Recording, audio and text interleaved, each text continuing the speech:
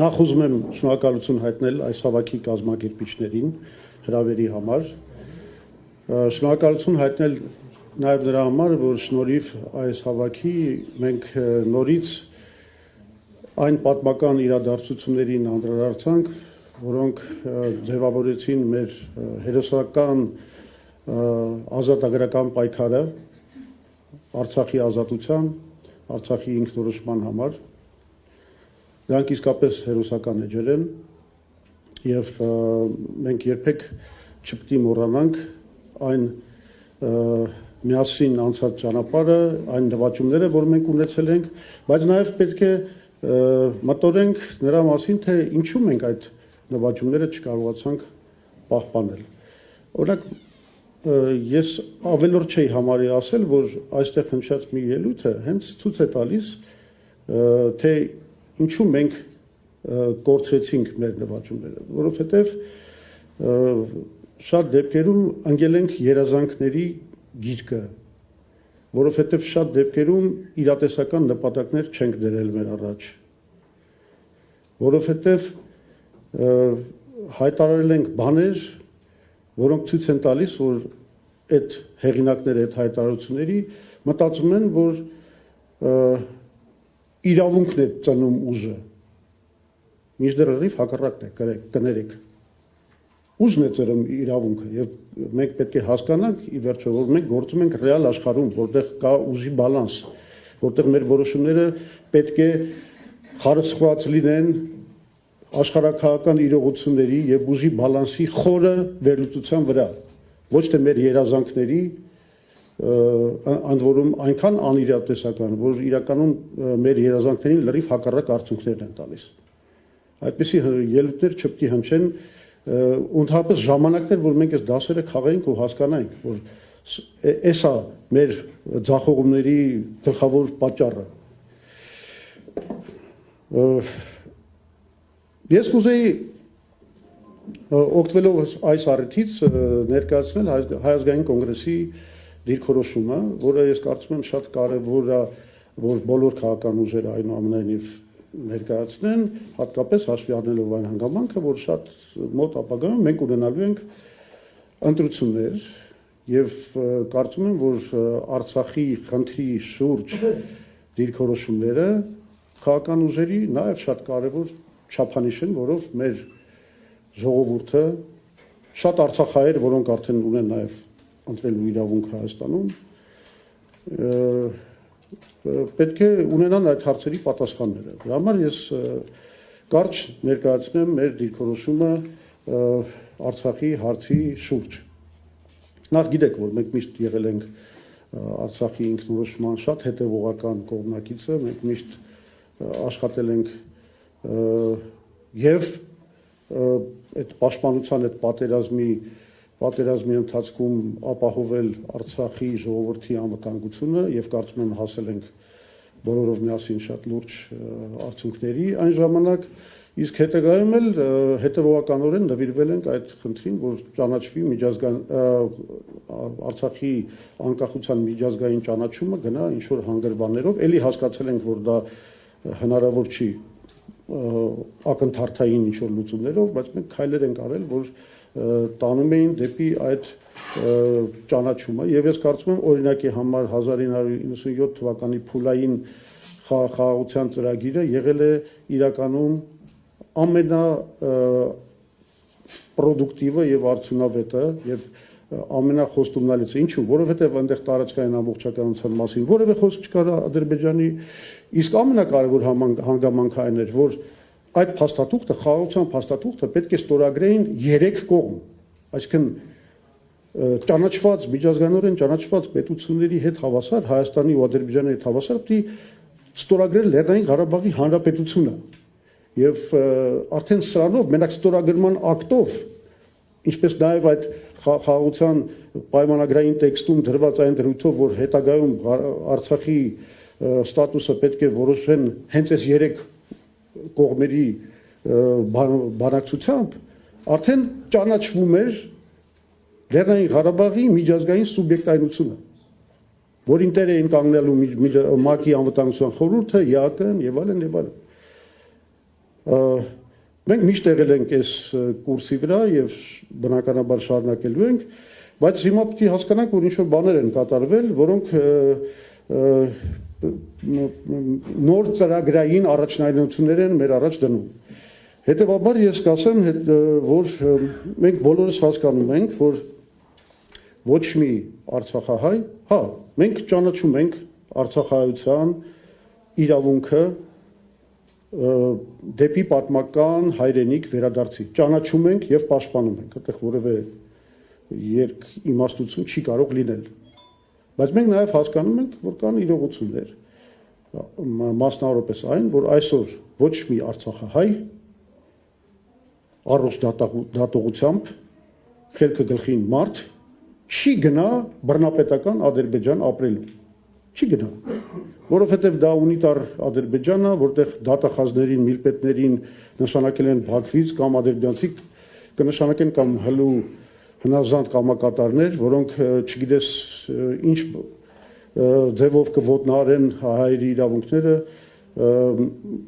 պետք է ինտեգրվեն, դառնան Ադրբեջանի քաղաքացի երեխաները պետք է գնան ադրբեջանական բանակում ծառայեն, իսկ համակարգային հայատյացության վրա կառուցված այսօրվա Ադրբեջանը դուք հասկանում եք ինչ մթնոլորտ կստեղծի այդ երեխաների համար, այսինքն հասկանալի է, որ դա հնարավոր բան չի, միակ հնարավորությունը այն է, որ իսկապես ստեղծվեն ինչ-որ միջազգային երաշխիքներ, որոնց ներքո Արցախի բնակչությունը կարող է վերադառնալ այնտեղ, բայց եկեք ռեալիստ լինենք, վստահաբար բոլորդ էլ հասկանում եք, որ որևէ միջազգային ճնշմամբ, դիվանագիտությամբ նման սահմանափակումը ապահովել Ադրբեջանի կողմից Արցախի տարածքին նկատմամբ իրենց ընկալած ինքնիշխանության նկատմամբ հնարավոր չի։ Ոչ մի դիվանագիտություն չի կարող այդ հարցը լուծել։ Հետևաբար մենք պետք է հասկանանք, որ այսօր մենք ունենք կարևոր առաջնայնություններ, որովհետև այն քաղաքական ուժը, որ ասում է ես հեսա գալու եմ իշխանության եւ ապահովելու եմ Արցախի վերադարձը դեպի Արցախահայերի վերադարձը դեպի Արցախ, ինքը ըստ էության ասում է, որ ես գնալու եմ չեղած բանակով պատերազմելու։ Էս է ասում, ուրիշ բան չի ասում։ Հետևաբար մենք կարծում ենք, որ եւ մենք գնալու ենք ընտրությունների այս նպատակադրություններով Արցախի հարցում, երեք կարևոր խնդիր կա մեր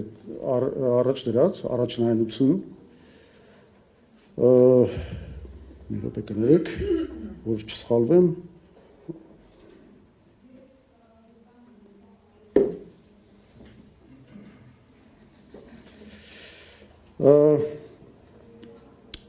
ուրեմն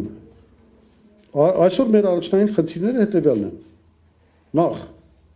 գերի վերցրած մեր Լեռնային Ղարաբաղի Արցախի Հանրապետության ղեկավարների վերադարձը։ Այս հարցը առաջնային հարց է, որը պետք է լուծել։ Եվ դա մի հարց է, որը իրականում կարող է լուծվել, եթե մենք չունենայինք այսօրվա իշխանությունը, որը ոչ կարողանում է այդ հարցը լուծել, ոչ էլ ցանկանում է այդ հարցը լուծել։ Երկրորդ առաջնայնությունը դա այնպիսի խաղաղության հաստատումն է, այս ամենակարևոր բանն է։ Այնպիսի խաղաղության հաստատում, որը կդադարեցնի այս սողացող կապիտուլյացիայի ընթացքը։ Մենք այսօր գտնվում ենք սողացող եւ չդադարող կապիտուլյացիայի ընթացքի մեջ։ Այսինքն եւ արցախցիների համար եւ հայաստանցիների համար, բոլոր հայերի համար հիմա կարևորը որ այս process-ը մենք կանգնացնենք, գոնե մեր միջազգայինորեն ճանաչված սահմաններում, պաշտպանենք մեր պետությունը։ Այս process-ը կանգնացված չի։ Մենք գտնվում ենք ընթացող կապիտուլյացիայի մեջ։ Այս նորից են խնդիրներից է, որ ներկայ իշխանությունները ոչ կարող են լուծել, ոչ էլ ցանկանում են լուծել։ Իրականում ի վիճակի չեն լուծել։ Հա, շատ ներողություն եմ խնդրում։ Եվ երրորդ նպատակը դա կարծում եմ իրատեսական պետք է լինի հետևյալ։ Եթե մենք ուզում ենք ապագայում, երբ որ դրա համար պայմանները ստեղծվեն արցախահայության վերադարձը դեպի պատմական հայրենիք, մենք նախ եւ առաջ պետք է պահպանենք արցախահայությանը որպես հզոր համայնք, որը բանա իր տեղը ունի, ինչ որ շփվում է ինքը իր մեջ, իր դիրքերը ունի Հայաստանում, այսինքն մի համայնք, որը չի ցրվելու ամբողջ աշխարհով, որովհետև Հայաստանի կառավարությունը չի ցանկանում Արցախայցյան հարցերը լուծել, կամ մեզ պետք չի նաև Արցախայցյան համայնքի այնպիսի կարգավիճակ, ոնց որ իրանք իզգոյ լինեն այս երկրում։ Դա էլ պետք չի։ Մենք պետք է ունենանք ուժեղ համայնք, դրա համար մենք պետք է ապահովենք, որ այդ մարդիկ, որ Արցախում բժիշկներ են աշխատել, չգիտեմ, փաստաբան են աշխատել, դատախազ են աշխատել, ոստիկան են աշխատել, նրանք կարողանան նույն զբաղմունքով զբաղվել Հայաստանում, դառնան մեր հայոց աշխարհի լիարժեք անդամը։ Այսինքն հիմա ինչ որ մարդկանց այդ ինտեգրացիա բառը չի դուր գալիս, սոցիալ-տնտեսական ինտեգրացիա, բայց ուրիշ բառ գտեք, բայց թող ներառումը լինի։ Պետք է դա ապահովենք։ Մենք պետք է պահպանենք հզոր արցախահայ համայնք։ Սա պետք է այս 3 ռեալիստական նպատակներով մենք պետք է գնանք առաջ։ Պարոն Բաղունց, նա տենամ շատ կարևոր բան բաց չեմ թողել, հետո